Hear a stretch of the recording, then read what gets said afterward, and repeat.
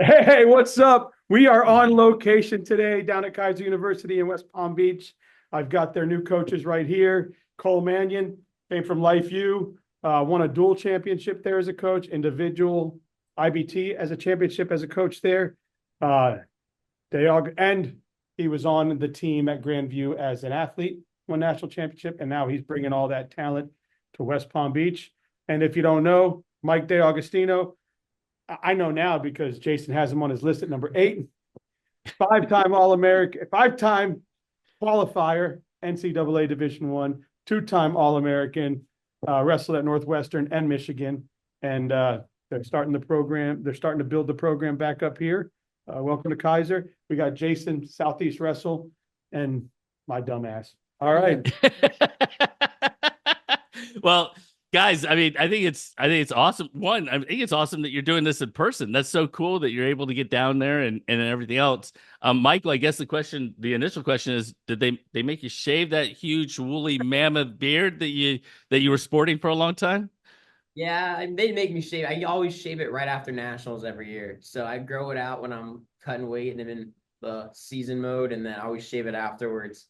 And then also when I come home to visit, the summer doesn't feel too good on the beard. So Yeah. Unless he needs, Yeah. unless he needs to make weight during the season, and he's off by a half a pound, then yeah. Well, and Coach Mannion, such a great opportunity for you. You've taken over the program down there, and you're coming from a hugely successful program. You have obviously ties back to Grandview and everything else. I guess if you're throwing just a couple things in your backpack that you're gonna bring to Keiser with you that are super important to you in establishing the culture at Keiser, what are those things that you learned at Life U that you're bringing with you? I mean, really, a lot of it was just kind of overcoming adversity, really, because like at Life University, when we won our first team national championship in 2021, the room was a one mat room, and we had about 80 guys on the team. So it was really just adapting to our environment. What we had, we didn't look at it as like, oh man, all these other teams have all these bigger rooms. It was like, well, we actually have our own space. We have our own mat. We have a place that we can go that's our kind of like sanctuary. And it doesn't matter that we don't have what everybody else has, because we're still going to go out there and compete just as hard as everyone else. And maybe we're restarting the program here and we don't have the pretty brand new wrestling room that all some of these other programs have, but we do have our own space. We got our own facility. So we're going to just take it and run with it. And it doesn't matter what we don't have. We don't look at it that way. We kind of just look at it as this is what we do have, and here's our opportunity, and we're going to go put it on the line. Everybody puts their singlet on one leg at a time, just like everybody else. So Yeah, no doubt. but just to finish off that kind of thought process where you're at before you go to Mike is you've now coached under two incredible men in the Grandview head coach and the Lakeview head coach. How have they helped develop you as a coach?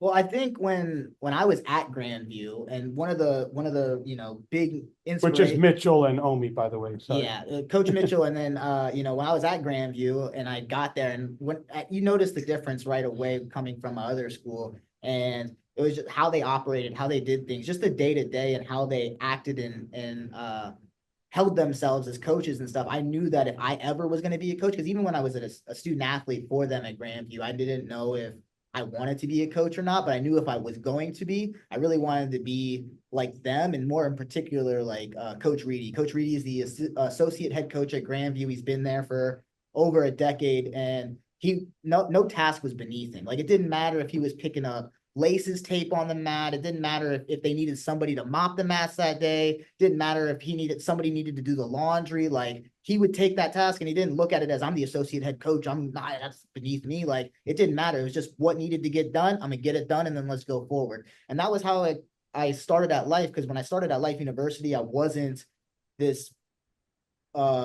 full-time assistant coach when I got there at first. It was a volunteer position. So I was really working for free, trying to just figure it out. And I thought I might have been going to the military, but then that didn't work out. So I was coaching with Omi Acosta at Life University in order to try and spare that time up until I went to boot camp. But then I just fell in love with coaching. And I just took those same principles that I learned from Coach Reedy and Coach Mitchell there, that no task was beneath me. And then it just kept kept getting better and getting better. And then then we got a paid assistant position. And then for 2 years I was a part-time, but I was doing other things on campus, other jobs, working with other programs, waiting tables, bartending, doing anything I can to just try and keep a roof over my head in order to stay in this coaching game. And then now we were able to get a full-time position in my 4th year at Life University. We already won a national title, had all these national champs and All-Americans. And then we still were plugging away, doing the right things. And then after this last year, I was the interim head coach at National Duels. We won that. And then this opportunity, wasn't really seeking it out and stuff like that. And, we had a really good thing going with Life University, but once Chris Swager and Jamie Schumacher got me down here and showed me the facility, showed me not just this program, but all the other programs on Keiser University is very successful. They won the Directors Cup just a few years ago. They're top 3 in it every year. They have the most NAIA team national championships across all of the NAIA since 2018. So, Oh, wow. So in terms of just overall athletic department success, this is a school that has it. And that was something that I was really looking for, was a really good athletic department that is going to back wrestling. And since I've been here so far, that's all they've done. So one of the things that and correct me if I'm wrong, Cole, you wrestled up in like Hudson area in high school? Pasco County. Yeah. Actually, his uncle was the head coach at Pasco High School. And so it was a really small world. And, I knew the name D'Agostino, but I didn't know it because of Michael. I knew it because of his uncle, who was the head coach at Pasco, who I believe was a Florida Wrestling Hall of Famer as well. And it was, it was a really small world. Yeah, I remember him taking me around his, Mr. D'Agostino taking me around his house when I had him on the show. And he's like, this is the family members that went to the Olympics, and this is the family with this, and this is well, rest in peace, Very cool. So actually the question I have for you guys, although I want to touch on the Keiser thing as far as how successful the program is and how important that is, but Getting we can Michael go back here. to that. And getting Michael here, that's huge. Well, absolutely. But I really want to ask this question, and that is, when you guys left, and I don't know if when you left, was there any college wrestling in the state? Even was SEU even there yet? Not for me. The closest wrestling school when I initially graduated from high school was a junior college in South Georgia. And Darton. Yeah, it was Darton. And Mhm. I kind of had better grades, so I wasn't really looking more the JUCO route. I wanted to go to a 4-year, but the closest school for me was Tennessee or Kentucky. And Right. it was always going to be, I'm going out of state, I got to make the long trip. And then Southeastern didn't end up starting until I think 2 years into my collegiate career. So it was there, Michael, when you were in high school? Coming out of high school, it was like a 1st-year program. Mhm. It was like maybe they were established like 2 years. I was leaving high school, and I wasn't ultimately sure if I wanted to wrestle there yet, because they didn't have the big room yet either, or anything like that. And Right. there wasn't. I had a couple buddies on the team, so I was like a little hesitant, looking in there. So then I was kind of thinking like, well, if I'm gonna go far for school, I might as well try to wrestle. So I sent out like at the time like 60 some emails out of like the 80 Division I schools, just trying to get someone to recruit me. And then, but yeah, so it was like that was Hobby that had started that program, right? Yes. Hot Maldonado. Yeah, but at the time, honestly, I didn't even think they didn't even contact me, honestly, to go wrestle for them. If I'm being completely honest. Well, the reason I ask is that I think it's got to be pretty cool to be a wrestler that wrestled in Florida, right? Went away, when wrestling really wasn't established, collegiate wrestling wasn't really around. Now coming back to the state, and you guys are running one of the programs, with St. Thomas and Southeastern and others that are now present within the state. How cool is the opportunity to like set the mark in the state, that in our state? I think it's awesome because it's Florida wrestlers just giving back more to Florida wrestling. And we just are going to continue to try and grow Florida wrestling as a whole. And as long as we're, it's not just, we're obviously competitive with St. Thomas and Southeastern, but we want them to be successful as well because there are a lot of student athletes in this state. And we want to try and keep that homegrown talent in Florida and not go out to these other schools and things like that, and continue to try and build this state as a predominant wrestling state. Yeah, I want to ask Mike, because Mike, you decided to come here, and I know you have, I'm looking at the computer like he's not right next to me, right? Yeah, but anyway, you just came off your final year at wrestling at Michigan, and now you're going to coach. I know we've talked a little bit about the possibility of maybe you transitioning into some MMA on the side and kind of seeing if you like it or not. But I wonder what kind of culture and stuff do you think you can bring to a program like this Yeah. to be able to help build it, coming from obviously Northwestern and Michigan. Those are some okay programs Yeah. that you're bringing some culture from. And then the other part would be, you know, what made Keiser the right fit for you? Yeah. Mhm. So I came from Northwestern first, obviously, it was the first 5 years there, did 1 year at Michigan. But at Northwestern, we had a really small school as well, or small team and school as well. So it was kind of similar to here in the sense of size and then the team size as well. The year we took top 10 in the country, or 2 of the years, we only had like 19 to 21 guys on the team at Northwestern.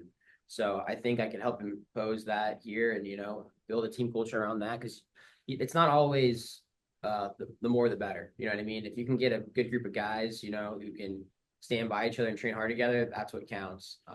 So that's one thing I think can help here. And the ultimate reason why I chose Keiser was I was kind of in a little bit of a limbo mode at some point, because I had some job interviews at some Division I schools across the country. So I was spending time between looking if I was going to go that route or come back down to Florida. And ultimately, I just kind of thought back to what I was stating earlier about when I was in high school, and I had to send out 60 emails just to get someone to look at me because I was from Florida.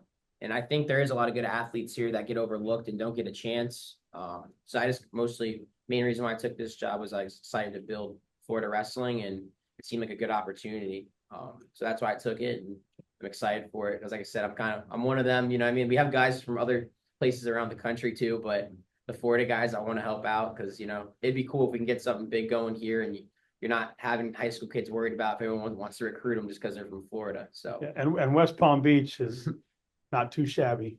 Yeah, I mean, I was thinking to myself, I mean, if we're talking January, Evanston, Illinois, is a little bit different than Palm Beach.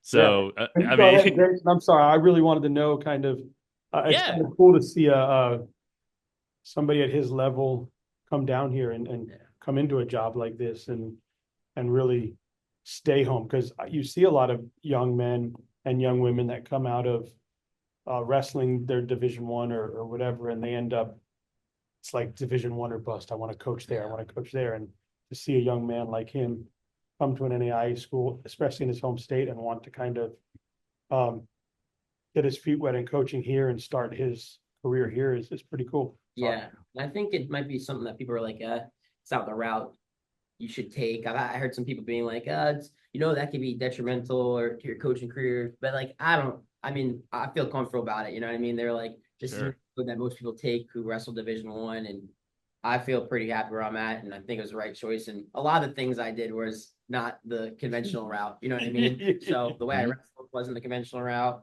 People saying like I shouldn't have gone to Division I to wrestle because I never won a state title. Well, that wasn't conventional route. So it's kind of just sticking to, what I know. And, I was able to get a lot of great relationships in the Division I level.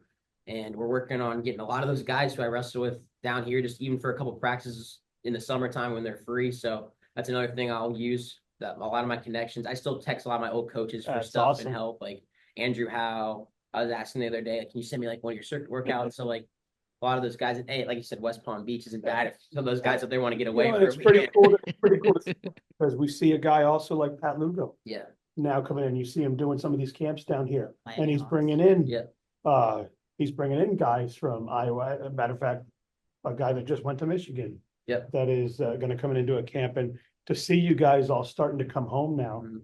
and be able to bring that culture here to Florida, I think is going to be good for the kids. exactly. If we yeah, all I think conventional route, Yeah. we'd never grow Florida wrestling. So like, you know what I mean? Like we just getting taken up north, and you never hear from us again if that was the case, Well, I mean, I think you hit the nail on the head. I mean, if you look back, in the history of it, Glenn Goodman, I mean, he went away and then he came back and he ran, a lot of the camps, and he did a lot of the things to elevate Florida for a period of time. And then you had another group of individuals who went away and then come back and have an impact. And now with, you know, the NAIA programs that you guys have, you know, with Keiser and Southeastern and everything else, we now get to just take it to another level as far as elevating it beyond high school and everything else. So I think it's super awesome that you guys are able to play this role. Now the question is I mean, I'm just gonna throw it out there. I mean, really, you guys know you're in the AAC with two top 5 programs. I mean, Reinhardt finished top 20. You know, NAIA. This is not just getting your feet wet. You're competing against some of the best programs in NAIA. So how are you preparing the kids for that transition to compete against that level of kid? I think the main thing with, being competitive in the AAC is that, like, guys, if we're competing with these 2 top 5 programs in the country, and then Reinhardt and some of these other schools that are in the AAC that make the conference so tough, and we're competing with these teams, when we step onto that national stage, it's going to be just like every other match. And Right. we're going to be okay as long as we can just continue to take care of business and put the work in. And a lot of the guys are already believing. Like, it was nice to have some guys transfer over from Life University who already know my expectations, know how I run things, know how I like things, and know what kind of practices we're looking for. And they were able to really guide those guys and be like, hey, like, this is how he's done things in the past. Here's how we're doing it going forward. And then a lot of those guys fall in line and follow their leaders. And, we've had, honestly, with getting the roster together so late, just very blessed to have such a great group of guys who are in the room every day scrapping and trying and just hungry to get better. A lot of those guys had opportunities other places that didn't work out, and they really just were looking for a new home and something to give their all to. And right now, West Palm Beach is that for them. Yeah, and Jason, I just took a nice tour of the campus. I mean, they got a brand new aquatic center that they're putting together right now. They just put it on campus because it's 100 acres, but only 40 acres are used. So the growth possibility is amazing. You see the gyms and the weight rooms and the study halls and the football fields and the soccer fields, and just a beautiful campus here in the middle of Palm Beach. And then once again, as Cole was mentioning off the air, since 2018, nobody's been better championship wise in all of sports in the NAIA than Keiser. So Yeah. we're going in the right direction, and it's pretty cool just to see the campus and be here and kind of walk around. And I spent time with Cole and Omi at Life when he was there, and obviously I was talking to Mike. I was blessed to be in Detroit the year he All-Americaned. He was a COVID All-American, and then the next year they finally were back on the mat, and he was able to do it in Detroit, and that was fun. His host family was in the stands, and it was a great time to see him. And that was the year another Florida kid made the run, right? Was that then Keyshawn Clark made the run at Detroit? Yeah, I think so. Yeah, so that was pretty cool. He had a good last double A. He hit it on a couple of. Yeah. And but yeah, so I'm here, and it's what a cool place. And well, maybe you can grab a little bit of video while, and you can splice it into the interview. I think seeing kind of, the campus and that sort of thing would be pretty cool. I've not been down there, so that'd be awesome. So he's got some great video that he's posted. I'll have him send me some of that, and I can put it in here as we I think that'd be great to give us some context. Coming back to this season, I think you guys are like 10 days away from Navy versus White. Is that right? Yep. Inter-squad duel next Friday. It's also a part of our prospect day. So we're going to have, as of right now, we got about 20 families coming onto campus that day as well. And they're going to do, so it starts at about 4:00 that day on October 25th on Friday. They'll have like an academics presentation in our auditorium. I think I need to show you that too, by the way. But we'll have our academics presentation, and that'll be followed up with a tour by our admissions department. And then they're going to take them right over to our blue versus white inter-squad duel. And then they'll get to watch our guys go at it. And then it's really these guys' first time making weight. We've been descending down every week and making weight and scrapping on Saturdays as part of like our simulation days. But now it'll be our first match, make weight, get that first weigh-in out the way, get that first match out the way. And then we'll be flying out to Patriot Open and ready to compete in Kentucky. So So as a wrestling geek, and I know I don't know if anybody else is concerned about or not concerned or interested in it, but is there one weight that if I'm coming to the inter squad that I want to like pay attention to? There's probably a couple of them. There's going to be ones where we'll have like two guys wrestle in the beginning, and then they'll have that last match at the end as well. And I think there'll be probably 125 and 184. There's going to be a lot of good matchups that night, I think, for sure. Awesome. Well, you mentioned going to the Pepsi Open, starting with 3 opens. I think, especially for a new squad, really great that you get to take a lot of kids, kind of see where they are and that sort of thing. But you have to look forward because your first duel is against a rival, in St. Thomas in early December. How do you kind of focus the kids on just trying to work the next, few weeks getting better before you even worry about that duel? Well, it's just like you said, we talk about it all the time every day, and the guys are starting to reiterate it themselves. And we just talk about one day at a time, one workout at a time, one rep at a time. So we're not, trying to step back and look at this big picture. Because if you look at this big picture, you're going to get lost in, oh man, this is so far away. We have all this to do. We can just narrow it down and focus on what we can control on a day-to-day basis, focus on what we can control in our workout to workout or rep by rep.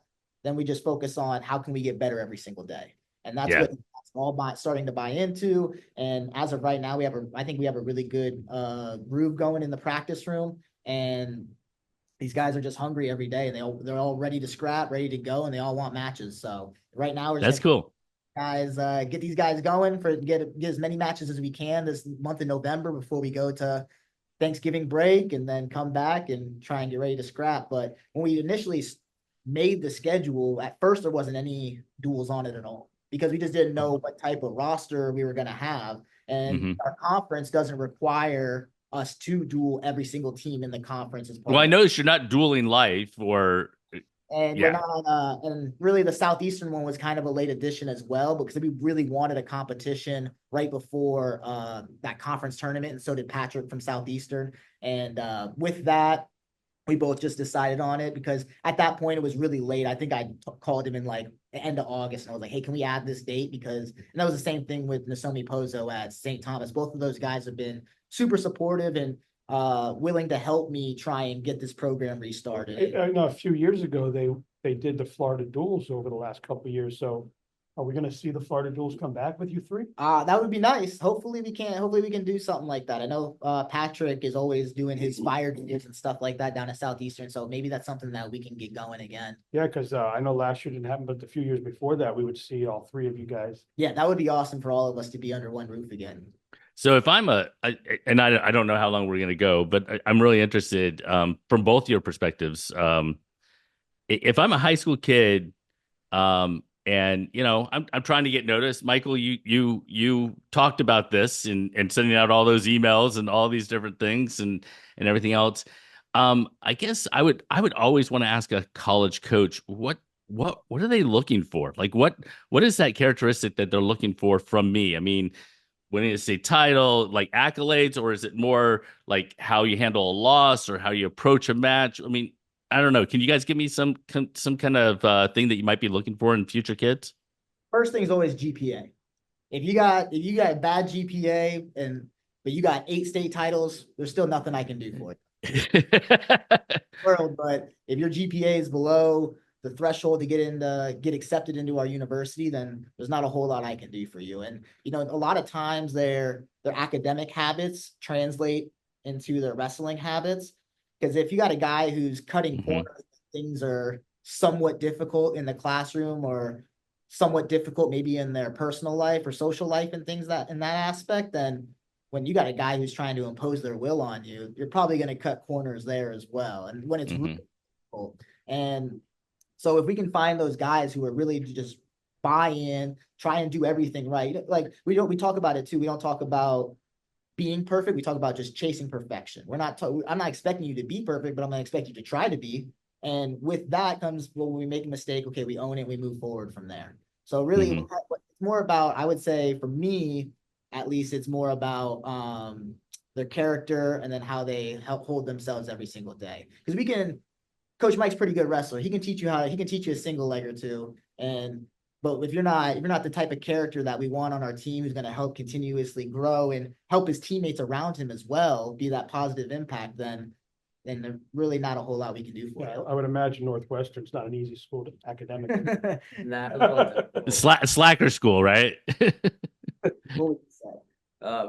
From that's pretty much nail or hammer on the nail for the off the mat stuff. I guess more on the mat stuff. I'm just looking for guys who are kind of scrappy.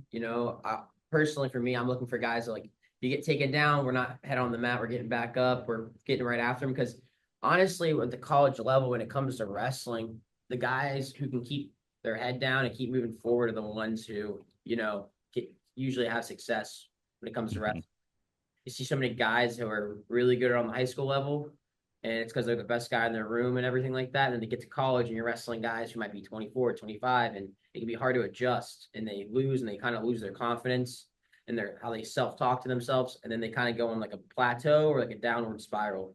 So for me, I'm kind of looking for the guy that's coming back every day with a smile on his face, can consistently, he said, like, adversity, kind of consistently deal with that and come back to the room and keep working. Because in college wrestling, that's what's going to keep you moving forward. Is first year in college, I used to get my butt kicked by Sebastian Rivera like every day. Did That's pretty good. Did he end up doing okay? He's pretty okay. Like, as an 18-year-old kid in college, that was kind of hard. Like, I'm getting ankle picked by him 20 times a practice. And then there was a kid on our team, Colin Valdivias, who was like the starting 133 pounder. He was a really good top wrestler. And I'm getting rode out by him every time we do top bottom goes. So like that was hard for me, but I kind of just would come back the same day. And like, if I got a takedown, I'd hold on to it forever. Not like rub it in their face, but like, okay, I got one, I can get maybe two now. So if you can just keep building off of that, stay on pace and keep moving forward, you have to have short-term memory too. Yeah. You're a kid who's, loses a match, throws a headgear, misconduct. That's usually someone who can't handle those type of adjustments. Yeah. Yeah. I have a question. Dan, do you have? Yeah. For Mike, I mean, a lot of athletes get done with their athletic career and they decide they want to be a coach, and the transition to coaching, it takes a lot of learning how to adapt. Just like any other thing, I was in sales my whole life, and when I got put into management, I had to learn to adapt to people's personality and their cultures, because you're always like, man, why doesn't he do it like I do it, right? But you're somebody that grew up with your dad as a coach, and over the last couple of years, we've seen him transition back to coaching so that FPC could keep their program. Yeah. And now, man, the girls program that they have built right now, 5 state champions coming in, multiple all-Americans, multiple state placers, and he's building that program back up, and it's been awesome to see. But how much easier is the transition for you having that as a mentor, kind of seeing his culture, and is it going to make it a little bit easier for you to transition into coaching, I guess? Yeah. So for me, like, I guess understanding that everyone's a little different is what helps, I think, coaching in the grand scheme of things. Like, my dad understood, like, that was my dad. I was his son, obviously. And he wasn't super hard on me. Like, he didn't force me to go to Lake Highland prep 4 times a week. You know what I mean? To like wrestle to get better. He just kind of guided me. So like, you want to have support, but you're also don't want to be like whipping the bull, or, you know what I mean? To where it's like, you're not doing it for yourself. So I guess for me, it's like, we're pushing our athletes and everything, but we're also letting them come to us and understand, like, if they need to get a little nudge, like, hey, you should be in here a little bit more, or working on this, we will. But I think you have to, from a coaching perspective, you have to understand your athletes, like what they need and how to coach each one, because everyone's different. And kind of giving them the autonomy to make a decision. Look, we're not going to force you to be here. Yeah. But if you want to get better, you got to be here. And we're available. And if you're not going to be here, and you're not doing the things that you should be doing, well, you're going to basically, like in sales, you're going to fire yourself. Yeah. Right? Because exactly. You're not going to get better, and you're not going to see the results. And we're not saying it's all coaches, but we had some kids on the team who, like, you know what I mean? Like, they're old, you can tell, like, some of the older coaches, they were a little bit harder on them, and they were telling them things. We're like, wait, really? You're not going to be mad at us? Like, and they were like, no, not really. Like, we're here for you. Like we're pretty understanding in the sense of, like, if you got an injury, you know what I mean? This is October. We need you. Yeah, because obviously they've got commitments that you guys require. Yeah. Like, you have to show up to practice. Yeah. You have to show up to this. You have to be committed in the classroom.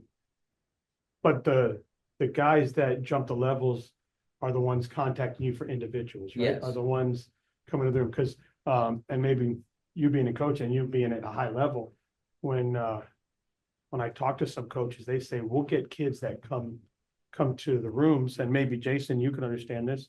And we'll get this guy that comes to our room and they're at this level, Yeah. and we get a kid that's here like that, and we recruit them both.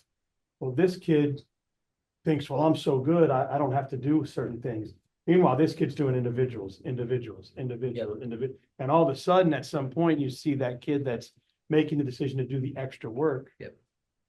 Is that something that you guys notice too and see Well, a lot? actually, it's funny you say that, because we kind of talked about something similar to that in practice yesterday. It was like, like we're always trying to get those extra reps in, because every time we do, every time we get those extra workouts in or these extra reps in, like we tell them like, hey, you're chasing that guy that's in front of you. We're closing that gap every single day. You come in and individuals, every single day you come in and get that extra drill. And even if it's a guy on your team who's above you in your weight class, you're catching him and you're trying to close that gap. And then nobody ever stays the same. It's a Lou Holtz quote. You either get better or you get worse. Nobody ever stays the same. Awesome. And so if you're that guy who's maybe number one in the country or number one even on the team, and you're not doing the things that you need to be doing, our goal is we should be trying to widen that gap. We're trying to go from now majoring everybody in the country to going for the tech fall. But if we're not trying to do that, then now the people behind you are closing that gap. So we got to do, even if you're on top in the country, you got to be trying to do extra more just to try and get to where we're opening that gap even more. That's cool. What's I'm sorry. Go ahead. I was just going to ask. So I, we talk about this all the time, and like, you want to increment. It's about the process, right? It's about the journey. It's about getting better. It's about moving forward. Michael just said it. It's about getting a takedown when I got ankle picked 20 times, and holding on to that and then moving to the next thing and getting better and better. But as an athlete, right, it's hard to bring yourself back to that. And you keep seeing, I want to get to the top of the podium, or I wanted this, or I want that. I want this thing in the future, that all these things will build to that. But as an athlete, sometimes it's hard to understand that these little things make that huge difference in the long run.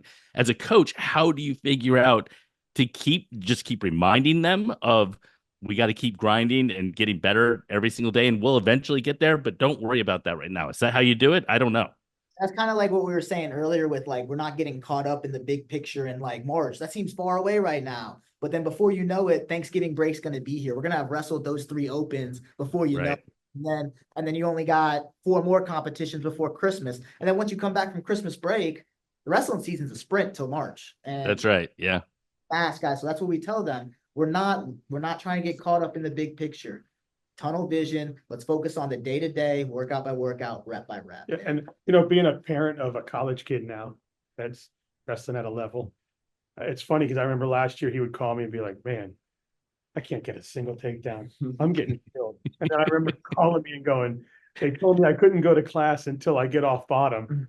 So I finally made it to third period," or something like that. He's like, I finally, after 2 classes were over, I finally made it to the 3rd class. And it was just killing it mentally, right? And he had to get himself through that. And then I remember when he got that first takedown off the kid that he was getting 0 takedowns on, man, he held on. He was like, "Okay, woo, got one," right? And it was so relieving for him to moving forward to understanding that. What is and I want you to speak to, I have a question for you on speaking to kids that maybe are not having successful high school careers and feel like they can't do what you did, right? And I think that's good, because I think we see a lot of kids, not just Florida kids, but kids in general, that are like, "Oh, D1 or bust, and I didn't win a state title, so nobody's going to want me." And I want you to talk about how, don't get discouraged, but before you do that, what's one thing that you're going to take from your dad and implement in your coaching career? One thing I'd say is from him, I mean, there's a lot of stuff. Obviously. One thing I'd say is availability. Since I can remember, he's never like missed anything. I remember one story my mom told is my dad was took my brother to a Jaguars game, and he was doing he signed my brother for this little obstacle course, right? And he thought it was like for kids. And my brother was like, we're getting ready to go, and they were like, your son can't do this. He's like 7. He's like, why not? It was a sponsored Tito's. It was a Tito's sponsored obstacle course. My dad's like, oh, okay, because he had to be 18, sign a waiver. Yes, obviously. So, you but can't- he just saw like the blow ups and everything like that, and he's like, okay, can I do it for him? Because they have the same name. Right. And so he hopped in and did it, right? And he thought he was gonna win like a t-shirt or something, you know what I mean? And then so he wins there, and it's him and one other guy tied. And the end result was his best touchdown celebration for the tiebreaker. And the other guy did like a stanky leg or something like that. And my dad did like a cartwheel into a split, and he won. So he's thinking he's gonna win a t-shirt or something, right? This is like 1999 or something like that.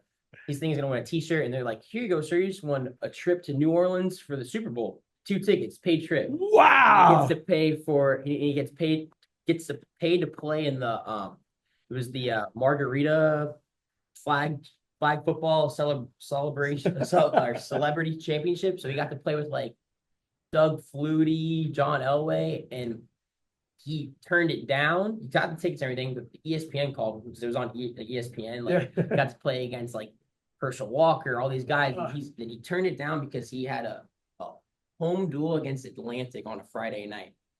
And so 2 free tickets to the Super Bowl, free flight, paid hotel, and he gets to meet all those players and play on national television. And he's like, now I got to duel against Atlantic. So they won there all week to practice with all the other winners from the 32 other teams that they did this with. And my mom called and was begging ESPN to fly him out. And she must have been on the phone with him for over like 15 hours every day, bugging them. And they finally caved in and they let him go. And so he got to after the duel. After the duel. So how cool is that? Friday night, the game was on Sunday, and they still let him go. But availability, I'd say, is one thing I'll take with him, because he was always available for his athletes, just like he was for me throughout the years. And I know it's kind of a long story. I just want to know, is the dance caught on video somewhere? I don't know if the dance is. I know the game is. My dad got to play in like the Margarita. Yeah. Or something like that. What a story, huh? That's great. So yeah, tell the kid and Availability. I love that. And yeah, tell kids out there, because I think we hear a lot of kids that are like, D1 or bust, or I can't go wrestle in college at any level because I didn't have a successful high school career. I didn't win a state title, or I didn't do anything. You're somebody that was a good wrestler in high school, didn't win the state title, won a bunch of stuff, but it was a very good wrestler in high school. Obviously wrestling, who's the kid that beat you in the state finals? I lost to Randy McCray. Yeah, he didn't suck, right? Hey, he made the national finals at Life University and took 3rd for us the year that we won it. That's right. Yeah. Randy McCray. He probably would have done pretty good at D1. Yeah, he was a really good athlete. Lost to him in the finals. But what should kids know? I mean, you're somebody that, and I think you were asking them about this a little bit earlier on what to do to get noticed, but on a different level, what kept you saying, okay, it doesn't matter what I did in high school. Mm-hmm. I'm going to go do college. And I think there's a lot of kids out there that don't go and wrestle at the next level because they don't think they deserve to, or they don't feel like they're good enough to. Yeah, I'd say like don't put too much pressure on yourself in the moment. It can be hard, because I remember throughout my early high school years, I was all over all the rankings, who beat who, and I should beat this guy. And you kind of put yourself in a threshold where if you're ranked here, that you don't think you can ever get above it. So like, don't read too much into the rankings in the sense of like standings, because if those mattered at the end of the day, we wouldn't wrestle the tournaments. So like, I used to read everything. I used to read all the flow stuff, all the intermat stuff, who beat who, how many state titles. And for a long time, it kept me in a hold like, okay, I'm good on this level, but not this level. And you don't have to always go Division 1, 2. My biggest like motivator and person I looked up to was my brother. When I was growing up, he wrestled at UCF, who was a club team, NCAA. He was the most winning wrestler at that level. But I remember I was like, I want to be like him. I want to keep wrestling like him. And it wasn't even NAIA level, you know what I mean? It was just a club. And he could have gone, he had a couple offers to go Division 1, but ultimately decided he wanted to be in Florida and wrestle there. And he has some of the best friends that I think he ever could have made just wrestling at a club at UCF. And he's got closer friends, I think a bigger group from doing that than I think I ever will have. You know, I still got a lot of good buddies, but he's got like 50 guys who they all, you know what I mean? Yeah. And that, it's years later, and he had like over like 30 of them at his wedding. Yeah. You know what I And, mean? and I would ask you in your college career at wrestling Division I, and obviously you and NAIA, how many people have you come across at those levels where nobody heard of them really in high school, or nobody really noticed them in high school, and then in college they have this tremendous career? I think you hear more about the unsuccess stories because everyone in high school, you get hyped up. This guy's supposed to do this, and that's where all the pressure builds up. You hear about, oh, this guy was pound for pound #1, and that's when the pressure builds up. And it's all about what's in here, really, because the way you talk to yourself and your confidence is the way that you can get through those bad moments. Like you were talking about the state title thing, and I remember at the end of the world, because I got injured my senior year too, so I didn't even get to finish it out. And I thought it was like the end of the world. I had no scholarship offers. I wasn't going to win a state title, and I didn't really even know if I was going to wrestle. But my mental state of I'm going to go do this, even if at the time it didn't seem like a legitimate goal, is what got me there. Like I remember a lot of people were like, what's this guy going to do Northwestern? Like he's never won a state title. Like he's not going to do good. And I just kept telling myself, like, I can do it. I can do it. And the thing that helped me get there the most is putting workouts in your bag. I used to travel to Lake Highland Prep last 2.5 years or 2 years of my college or high school career.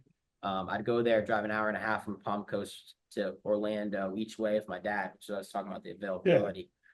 And I'd go there 4 times a week to keep wrestling. And that kind of got me through that injury point, because from December on, I was injured, couldn't wrestle. Wasn't even committed to a school yet. I was still like, typing up emails and Trying to get looked at. And that's kind of what kept me through it, was like knowing that I put in a lot of time. And even if it's one day your single leg didn't get that much better, your mental game did, because you spent time. Palazzo used to talk about that too when I was in there putting a workout in your bag. And I think that's one thing I can go along with. And you were saying like a freshman getting all these workouts in. I was in there with Sebastian like a lot, training like extra workouts when I was a freshman. I was just a guy who was on like a 1% scholarship. It was just supposed to be a backup, but I was in there every day. And even if my high crotch didn't get a lot better, my mental state did, to where I knew I was putting in the hours in. Yeah, and wrestling with a guy like that, who's obviously we know what he's done now.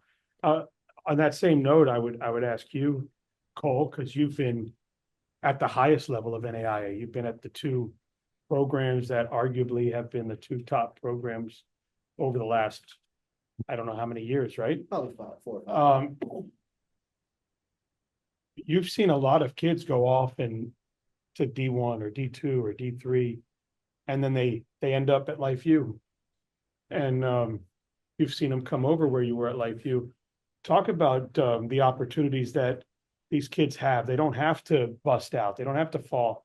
I mean, you told me about several kids that came from the divisions, NCAA levels, that came and had success with you at the NAIA level. Yeah, I think, well, first off, like compared to NCAA level, especially NAIA having academic and athletic scholarships, like there's always going to be a little bit more money in the NAIA than there is going to be in the NCAA. So if you're trying to help yourself out, there's always more money in the NAIA. But kind of like what Michael and what you guys were just talking about, there was really one student athlete that like comes to mind so vividly in terms of like didn't have this great high school career and then went on to become a national champion for us. And that was Asher Eichert. Asher, I remember he actually made the national finals for us as a 174 pounder in 2021.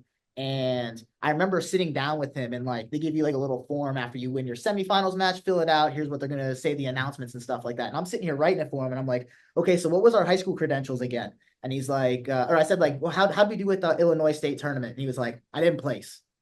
Okay, that's all right. That's all right. And then like, I'm trying to have as great accomplishments as I can. I'm trying to hype this guy up so he sounds really good walking out. And then I'm like, okay, but then like I knew he came from JUCO, and I was like, okay, so what'd you place in JUCO? And he was like, I didn't place.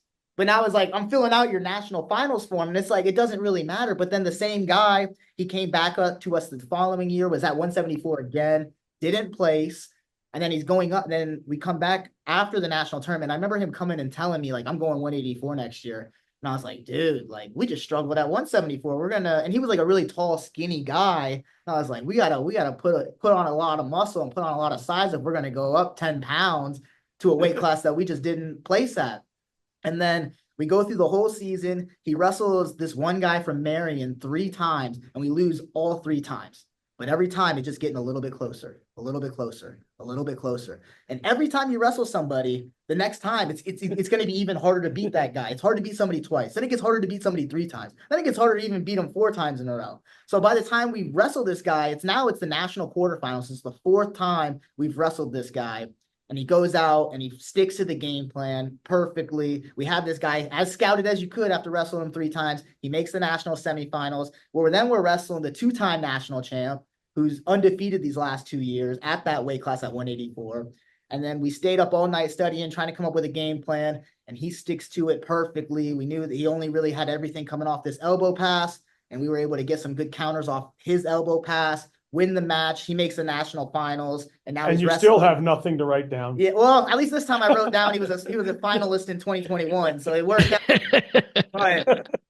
But yeah, it was just like it's such a just a good story though of a guy who like didn't do it in high school and then he come up to that next level. But he was the guy who was always putting in extra work. Didn't matter what it was. He was in the wrestling room trying to get extra. He's seeking me out, trying to watch film, seeking me out for individuals. And it was just like, and when you got a guy who's just trying to gain that much knowledge, it's hard as a coach not to just put all your chips in that basket and let's ride it out, man. And he's got one of your Life You guys on his Georgia 25 list. Oh yeah, Brandon Orem. Yeah. Orem was a stud, man. He was one of Orem was a stud. Yeah. He probably still is a stud. Yeah. Now he's down at Camden coaching and stuff like that. But he was a guy. He was obviously a good state champion and stuff like that. But I still remember like going to the first national tournament with Orem that he won in 2021, and like we got like the bracket draw, and he actually had his brother 2nd round originally. And so he was going to wrestle his brother from Indiana Tech in the 2nd round. And I was like, oh, like this isn't going to be fun. But I'm close with the Orem family. So it was fortunately, but unfortunately, he lost. And then so we didn't end up having to wrestle him. But I remember sitting down with him and I was like, hey, man, like you got a pretty good draw in this bracket. Like we make 1 or 2, we make an upset and I think you could run away with this thing. And he said the exact same thing. Like we were both same page. And he was one of those guys who you could tell him something from the corner and he would do it exactly as you're saying it on the mat. And then like anytime we were studying film, he was a very high level IQ guy. And I think that was what was very underrated about Brandon Orem. It's not just his ability, but his IQ on the mat, how to stay in matches, how to not put himself in danger, how to listen from the corner when we're telling him these certain things that this other guy's doing, and watching film on other people. Like he was always in there trying to watch film and trying to study and see how we can get the advantage on the mat. Before we even take a step on the mat, he's trying to get an advantage before we even go out there. And I think his IQ is what really helped him become that 4-time All-American over the last few years. No doubt. Yeah, I watched him in high school a little bit. I think I watched him once at Life U, that sort of thing. My final question for you guys, we've talked about the process and not worrying about what the future is and so on and so forth. But you're now in charge of a program. I mean, and the program, I want to know if you're sitting in April reflecting back upon the year for you. I mean, it can be numbers, it can be just feelings, it can be whatever, but how are you going to kind of measure success in April just as the first year of a program? What are you looking for it to change? Like, what are you looking for? You know, one thing, and this isn't my original thing. I kind of stole it a little bit from listening to some of the Penn State guys and Coach Kale talk and things like that. But every time they talk about matches, it's never about winning or losing, and that's what we talk about too. Is like, guys, we're effort driven, not results driven. So if we're going out there and we're doing everything right and going out there and like what Mike said, like you get taken down, your head's not sitting on the mat. You're trying to get up right away. You're fighting until that very last possible second, until the referee has to blow the whistle and tell you can't wrestle anymore. Or are we continuously doing that for 7 minutes? And if we do that the entire year, then I think that's going to be a success. But even just where from where the program started when I was hired in the middle of June with one guy on the team.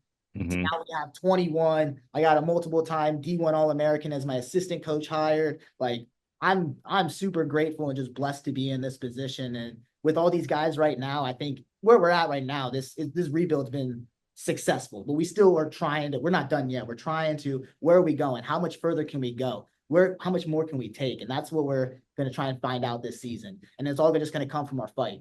Nothing, not results. We're not focusing on winning this duel or winning that, trying to get this many people on the podium. Like it's all about our effort and not focusing on results, just effort driven. Very cool. Well, I want to wish you guys the best of luck. I'm super excited. I'm super excited about, the season coming up, right, as a whole. I'm super excited, obviously, about Florida having programs. I'm of the age now where I remember when Stetson had a program, and when, Central Florida had a program, and Florida had a program, and watching all those go away, and then watching all, new programs come into existence. And I just can't express how excited I am to watch the continued growth of all of the programs. Your program obviously included in that. So I want to wish you guys the best of luck. Appreciate that. If you're ever in West Palm Beach, let us know. We'd love to see you around. I definitely gonna make that happen, man. Definitely. Yeah, not a bad place to come vacation for a little and check out some wrestling, huh? No, I think you know what? Maybe we could pop down to the Knockout, and then if you guys are around or something, maybe we'll just continue on down the Florida Turnpike and pop in on you guys. Sounds good. Yeah, Pretty easy drive. It was 160 miles straight on the turnpike. Got off at Okeechobee and boom. drove past the Ferrari Lamborghini Yeah, dealership. that's how nice it is here. There's a Ferrari dealership right like a mile down the road. They're not gonna let me in town. Well, man, I appreciate you jumping on with us at the Dirty South podcast and getting Jason on here. I think this is good because with Jason's reach, it should reach the whole Southeast. And No, this is awesome. Yeah. great. Yeah. And if you want to come down here, we'd love to do a show with you in person as well. So more than welcome. That'd be great. Yeah, Absolutely. they have a chair here with a booster in it so that you can see over the table. Hey, now the guys sitting next to you aren't that much taller than me. I don't I'm think. actually using it myself. So You may not be able trying to reach the buttons. All right. All right, man. See you. Have a good See one. ya.